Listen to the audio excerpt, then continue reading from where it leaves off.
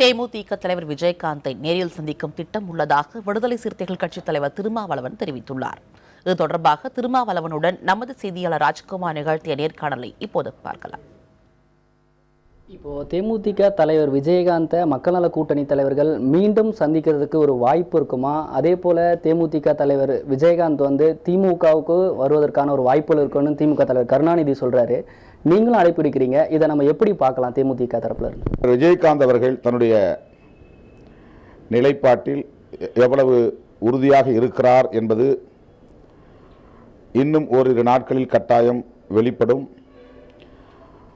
ஊழலை ஒழிப்பதில், மதுவை ஒழிப்பதில், வெளிப்படையான ஒரு ஆட்சி நிர்வாகத்தை அமைப்பதில் மக்கள் நல கூட்டணியோடு தேமுதிக முழுமையாக உடன்படுகிறது. இதை ஏற்கனவே அவர் அறிவித்திருக்கிறார். எனவேதான் நாங்கள் மறுபடியும் அவருக்கு வெளிப்படையான ஒரு அழைப்பை விடுத்திருக்கிறோம். அவர் நல்ல முடிவை எடுப்பார். திமுக, அதிமுக ஆகிய இரண்டு பெரிய கட்சிகளை ஒரே நேரத்தில் எதிர்கொள்வது என்பது சாதாரணமானதல்ல.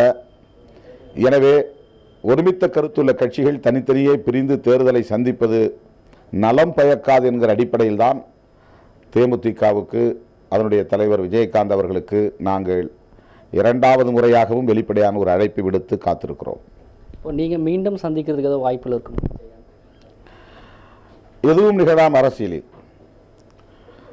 அதை நாம் இல்லை என்று முற்றிலும் மறுதளித்து விட முடியாது.